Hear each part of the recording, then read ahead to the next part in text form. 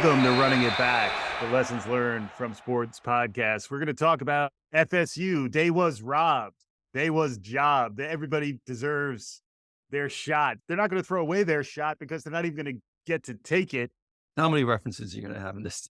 I was going to try to do Eminem too, but I'll save that for later. Tarlin, how are you doing? Well, I'm a little sad. This is our last pod of the year. Yeah. I guess I just informed you because I will not be in town the next 3 Saturdays. So, hey, this is going to be this is our holiday wrap. Yeah. Always good to see you. I think need to hit on a few things before we talk about FSU because I think they were jobbed. I'm sure you've been wondering what's going on with the step challenge. Yes. Oh my God. I mean, the feedback coming out of our last episode, Tarlin, aside from the comments, they were like, how many minutes before the actual show starts? Aside from that, outrageously positive. They don't like to just random chit chat. Outrageously positive. First of all, you hit live. This is live, so this is a little uncomfortable. But okay, yeah. One, averaging over 20,000 steps a day. So this is now 40 plus days in. At one point, woman who ran the marathon. I have no chance of catching. I was within 6,000 steps on Thursday, and I sent her a chat saying, "I'll stop stepping if you do." And she said, "Somehow I don't believe you." And it was at 5:30 in the morning. I said, "Well, I may be walking right now." Right. I am. Once we get off this pod, we'll continue stepping. I did, which was random. I normally haven't gone on the scale in a while. I've lost 9 pounds. Yeah. So when you walk 20,000 steps a day, you just start shedding stuff that you might not know that you need to shed as you're coming up on. Are you eating more too? Are you hungry? Like, because you're burning calories? I guess you're just burning something. Yeah. No. That's one. Two, I've learned. So I went to Vegas last weekend. I had a chance to see Usher celebrating the first of my friend's 50th birthdays. I've been to Vegas in a long time. Did he have anything to say about his son, Ja? What? Ja Morant's dad resembles Usher very closely. Usher, show's ridiculous. It's a full-out party before he even gets on stage. The DJ was killing it. My wife and I got a chance to meet Usher. Nice. You should see the picture. It's like me on the side. Just to be clear, this is not the person who showed you to your seats. This is the performer. It's the performer. You just see the pic is Usher standing next to my wife. Looks like he's all hugged up on her, and I'm like arm's length away happening. But the part that really is like over the top is when Usher comes out and he's like performing 3 songs on roller skates and still doing the same moves. Like, come on, man, this is a little tough. Really? He's actually on roller skates? Oh yeah. It's ridiculous. Now, my wife did at one point, because the show I just mentioned kicked off at 9, really 9:30. For those who listen to the pod, they know I'm a morning person. Normally get up around 4. 9 p.m. Vegas time. Yes. I might have fallen asleep in the concert. I mean, the roller skates, you pick your spots, right? It was a great show. Yeah. So excited to be here. And the last thing I'll share is when you're at a 50th birthday party, you're sharing pods that people listen to, books that they're reading. Yeah. And I never heard of the pod Smartless. Will Arnett, Jason Bateman, and Sean Hayes. Yeah. And that's a great show. They have great rapport. Listening, I was like, oh, so this is what a good pod sounds like. I was actually like, oh, taking notes. So I'm just letting you know. Right. Okay. Could be running it back. And I was like, oh, in the middle, like, we'll be right back. Like, oh, there's commercials. I was expecting you to say that it turns out all your friends at the 50th birthday come to you and say how much love they have for the pod. Honestly, there was one buddy, shout out to Brian, who I went to Iceland, discovered it on his own. Nice. Was just searching for new content. I didn't do a mass blast. Hey, everyone and he's a long time listener. So he literally was telling my wife, he's like, I actually found my own. I listen to them all the time. Yeah. They're not Smartless, but they got something going on. My buddy from high school. Yeah. Well, that's good. There you go. All right. Yeah. We're here to talk about.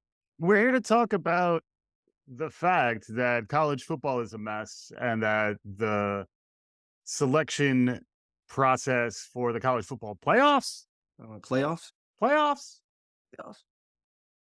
the selection process is busted because an undefeated team who was rallying despite losing their quarterback. That's my quarterback. That's my quarterback. Shout out to Terrell Owens. Got to work on our TO impressions. Tony Romo's really happy that he's still a part of that. That's my quarterback. Does he know that he's part of that? That's my quarterback.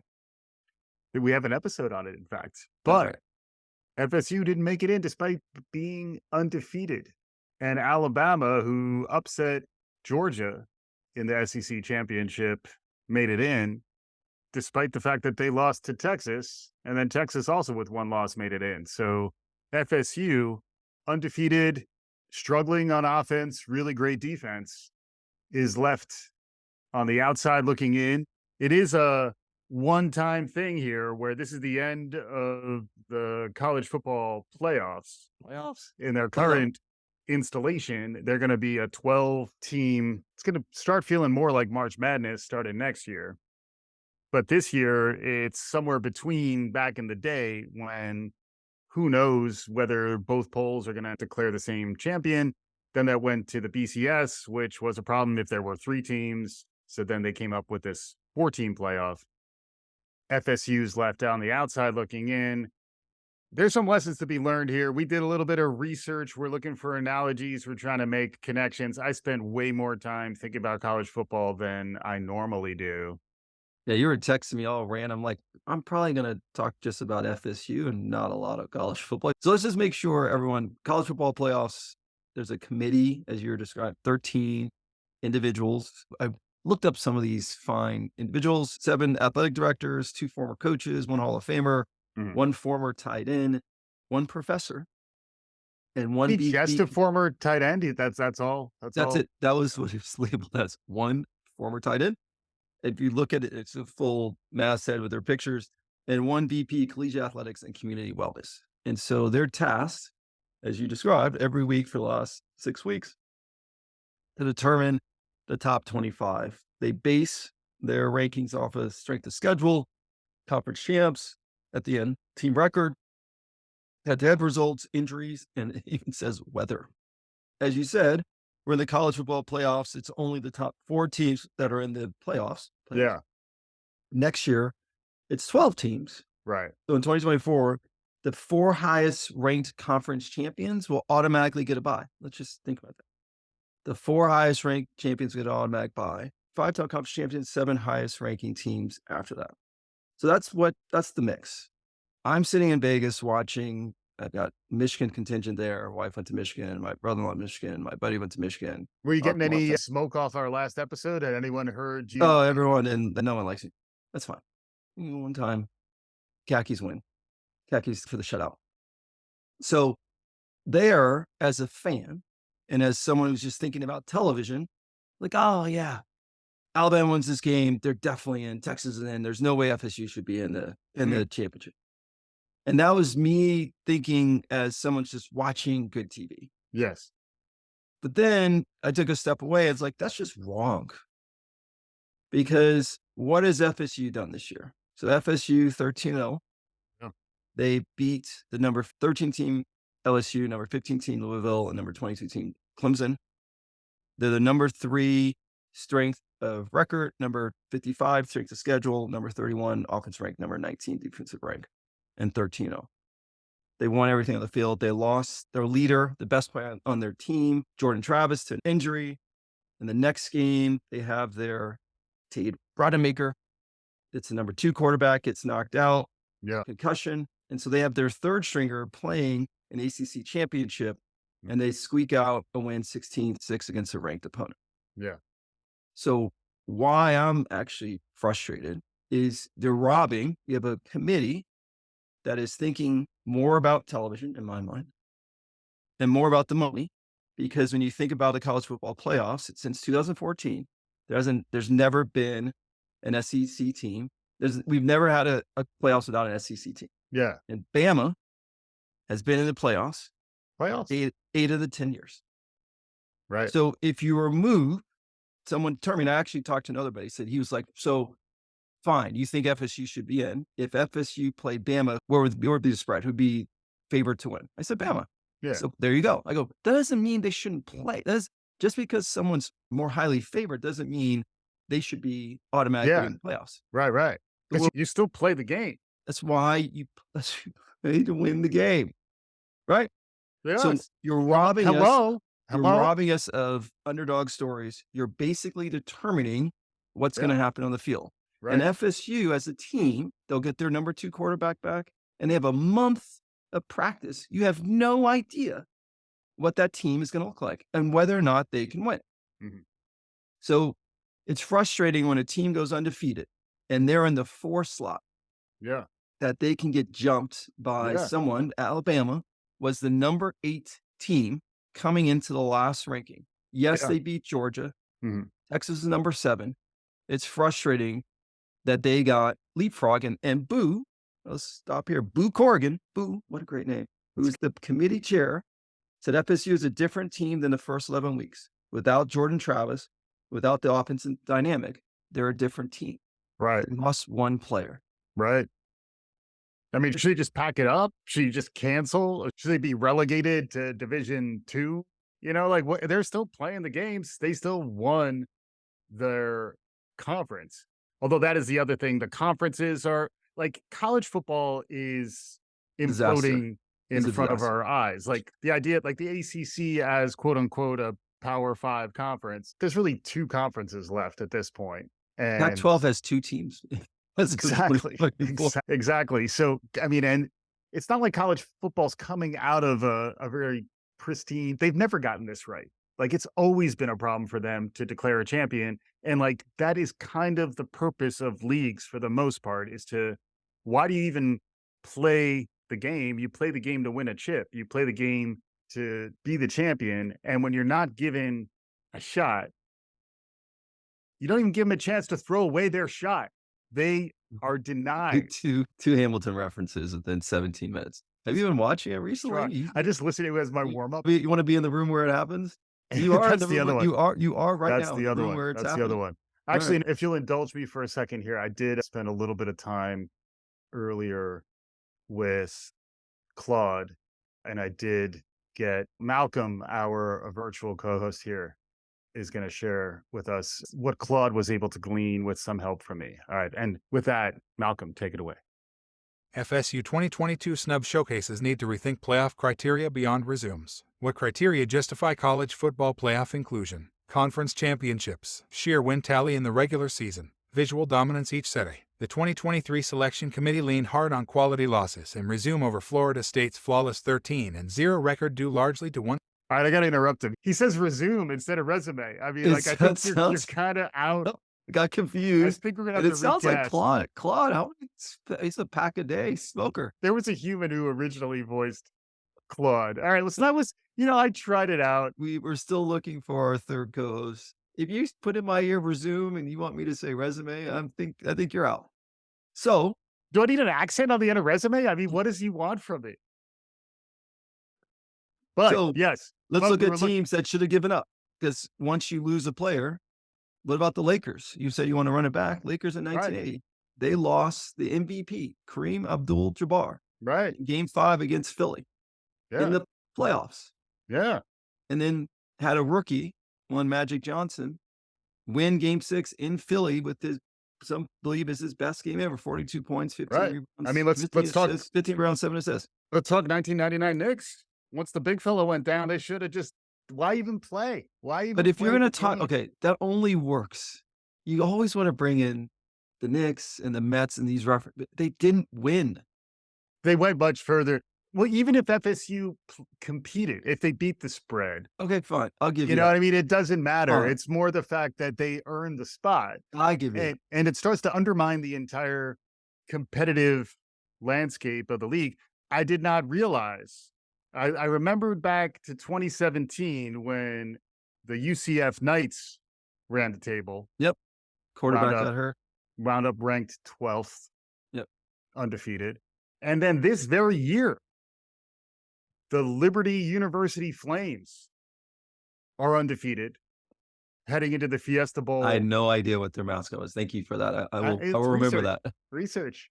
And they're playing the Oregon Ducks, again, in kind of a meaningless bowl game. FSU, I didn't even check. Where is FSU's going to play? And there's talk of a boycott. I see talk of a boycott.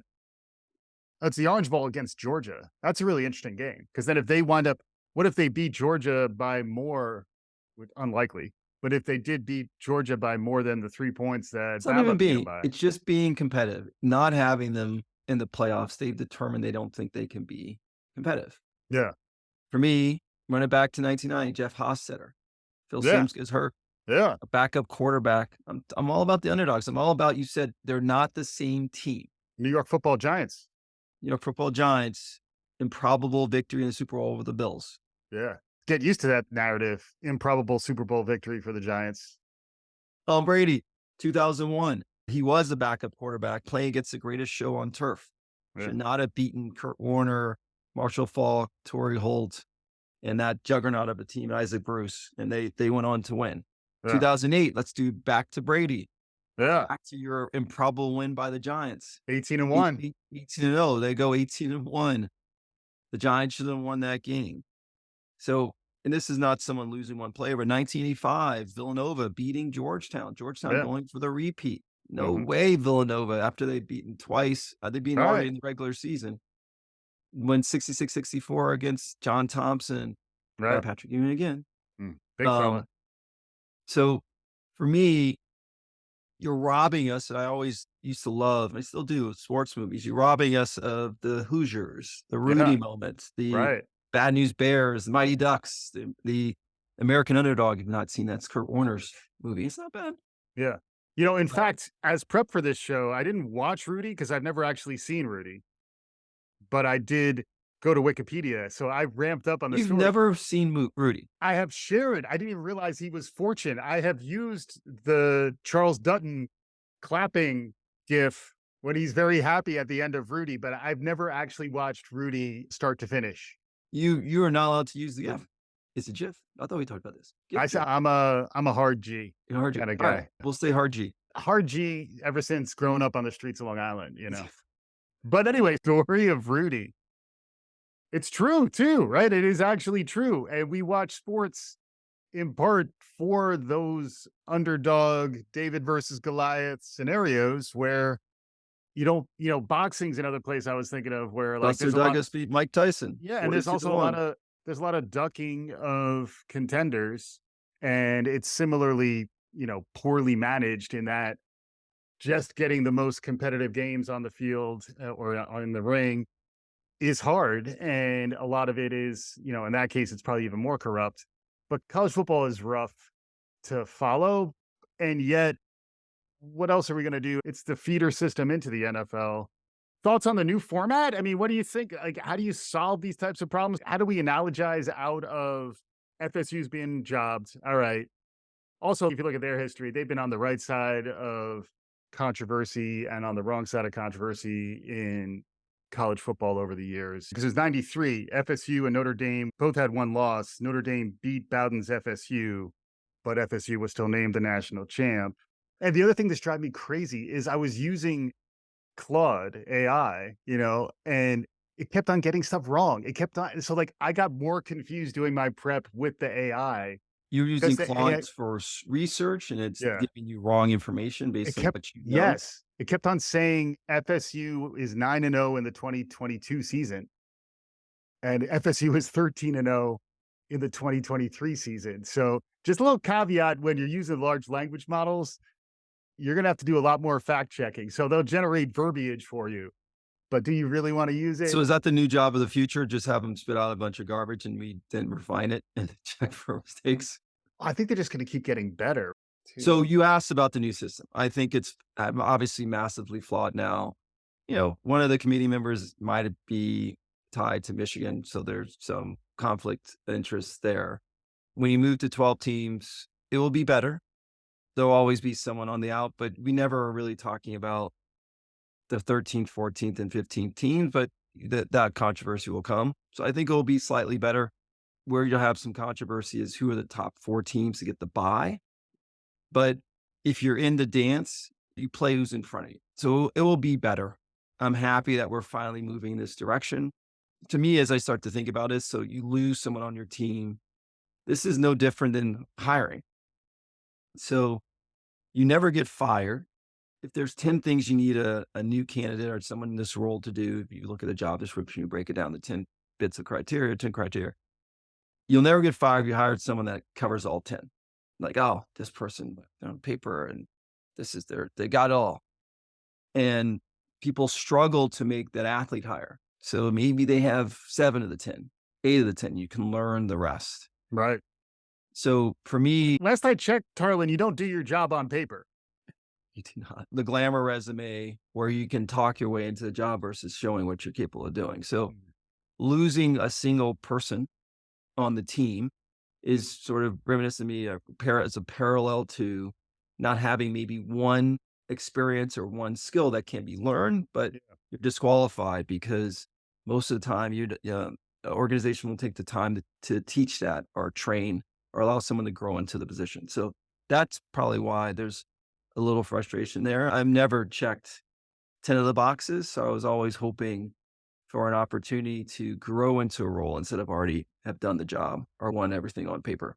Yeah. And so FSU doesn't win on paper, but they're dogs. I'm not saying they're going to beat Georgia, but they deserve to be one of the 4 teams. And the next team you can pick, one of the one-loss teams in Texas or Alabama. Mm-hmm. Texas beat Alabama really early in the year. Alabama looked terrible early in the year. They were a miracle throw, 4th and 30 against Auburn to even be in consideration. Right. So I think you got to go with the undefeateds, the conference champs. Don't determine what someone's capable or team is capable of doing. You just don't know. Yeah. Well, first off, to clarify, it was 2001 Orange Bowl. So that was versus Miami. In the regular season, Miami beat FSU. FSU was 1 at the time. They beat FSU. They were ranked 7th. They beat them 27-24. And then in the Orange Bowl, Oklahoma was the number 1 team, and FSU got the bid over Miami. And then, not to cause a little controversy, there may be someone from Miami on the committee. I did this research, but this is not about the committee. Yeah. And they subsequently lost 13-2, which is that's a score that Claude kept getting backwards. He kept on saying that they won 13. You texted me that. I was like, what score is this? I didn't know if this was their record, their score. They actually, I think all they scored was a safety that year, which is crazy. I don't remember any of this. And I probably watched a lot of these games. You watch the national championship game, but when you grow up on Long Island, you don't care about that much about college football. But yeah. There was something. What were you just talking about? I'm all a jumble. Are you flummoxed? Just I'm flummoxed. I think I spent too much time last minute with the LLM, and it's because I had to do more research because I don't really know college football, so I had to actually spend a lot of time on Wikipedia. And by the way, Wikipedia, if I'm not going to give you $2.75, Wikipedia, just leave me alone. Stop asking me for $2.75, please. How many times have you gone to Wikipedia? For this? No, in life, you think? Oh, thousands of times. We owe Wikipedia $2.75. We do. The amount of prep, Wikipedia prep, it's really just history in there. But I do other research. So I think, tell everyone that's listening, the next time you go to Wikipedia, you owe Wikipedia $2.75. Right. I agree. And it's in addition to being pro Wikipedia, the other thing I want to say, college football fans need to simmer down. And especially Roll Tide Alabama fans need to simmer the fuck down. We're live too. Let's see. It's out there in the world, Tarlin. Who knows? But they need to take. I'm glad I'm on the other side of the screen. I went after the khakis last, and I barely survived. I think this is just because they're so difficult. It's like, you're waiting tables. Yeah, you got to walk over to the Crimson Tide fan base and tell them that, we're out of the special. They're going to be a nightmare about it, as opposed to the Liberty Flames or even the FSU's been jobbed so much historically, even though they've gotten some good nods. As a fan base, they're easy enough to push around. But I feel like nobody wants to mess with Alabama, mess with Coach Saban. And to Alabama's credit, everybody was writing them off after they lost to Texas early this year. And they did bench their starting quarterback. He didn't play. Right. They were running out their second and third string quarterback in the beginning of the season. Right. They were a shambles. Which is why just the idea of being undefeated, it's part of the problem with college football. This is also where I was working with Claude earlier unsuccessfully to get him to talk about the Highlander rule, which is at the end of the season, if there are any undefeated teams, they play each other until there's only one left. None of this stuff's going to happen. So does Robin know about your relationship with Claude? Because the amount of times you drop Claude, like you spend a lot of time with Claude. I did this morning. Yeah, I do. I mean, I spend a lot of time with the LLMs, and then, sometimes I even get Nancy, my virtual co-host. I have Claude write Nancy's dialogue, and Nancy voices it a little bit better than Claude. Technically, that's Malcolm who was voicing Claude. But clearly I'm confused. Clearly I am confused, and we're live. But we're going to bring it together. We're going to bring it together. What we want to end with on the FSU take. One, sure, it is going to be great football. It's, having those 4 teams, high-powered offenses, there'll be some defense, great fan bases, people will show up. Just don't want to, for the rest of the time, at least for me, I watch those stories, whether it's Brock Purdy, who is Mr. Irrelevant, and now is the starting quarterback for San Francisco, Harvard women's basketball team in 1998 beating Stanford the first 16-1. It's why we watch March Madness. Right. You watch for the upsets. You watch for the ability to see a team overcome adversity. That's what life's about. Nothing perfect. What do you do when you get punched in the face? FSU got punched in the face. They throw in the next quarterback. They get punched in the face again. They throw in the next quarterback. I think the challenge is, those Tostitos ads in the third quarter aren't going to get as many eyeballs. But yeah, I don't know. But you don't know. That's true. If they're coming back, they're not a barn burner. It will be if they're chumps. They're not chumps. So I can't wait to get to 2024, or a committee can't determine what they think the score is going to be. They have no idea. Right. They play to win the game. Yes. They're going to play to win the game. And you have no idea whether or not someone's going to get housed. Especially if FSU's playing Michigan. That's not going to be some high-scoring affair. I mean, we just watched the Big Ten championship. It was 29-0. It was awful. Yeah. Come on. So I just want to make sure individuals that are overlooked, teams that people believe will have no chance, give them a chance. Yeah. You never know how individuals will respond. And we've seen it across the board in history. And when you look at various major moments in sports, the biggest upsets in sports, including 1980. Miracle on Ice. Thank you. So absolutely. That's all I gotta say. Yeah. And we had a great year, 2023, putting it in the books, looking ahead to 2024. Looks like we're going to be down at South by Southwest EDU in March. We're locking that in. I'm talking to Tarlin's people. Everyone rush to Austin. My people are still talking to your people. I have a good feeling about it. And what do you see on the horizon? What are you interested in? Any goals for the podcast for 2024? Yeah, I mean, you and I, we need to spend a little more time together. I'm following it off of Smartlist. They're funny. They're unafraid of some of the dad jokes. I want you to bring them out a little bit more. Sometimes it feels a little too scripted. Just let it go. I want people to see the full dork in you. No more holding back. No more holding back. Another goal is just opportunity to pod more. We have this 6:30 a.m. Pacific, 9:30 on Saturdays, which means I'm up at 4:30 to prep. You're playing with Claude at like 6 a.m. your time. So we just want more consistent. Third is we're taking in suggestions from our listeners. We know one longtime listener is ready for the bowling. Just haven't been able to connect the dots. Who do you think you are? I am. We haven't. I don't even know his bowling. Bowling's not hot now. It's not in the zeitgeist. No one's talking about it. I mean, people rather talk about pickleball than bowling. And fourth is just the continue to listen to other potters. They're good. And maybe one day we'll get one company to give us a commercial so that I can say, coming back soon. And you can be randomly talking about WeWork. We'll be working on that. That's easy to check off, potentially even on our next episode. Absolutely. Anyway, thanks to our listeners. Thanks to you, Tarlin. Happy holidays. Happy Hanukkah. We're in the midst right now. Merry Christmas. Happy Kwanzaa. We'll be back, running it back. 60 plus episodes so far, still going strong. 2024 is on the horizon. Thanks for joining us. This is Running It Back.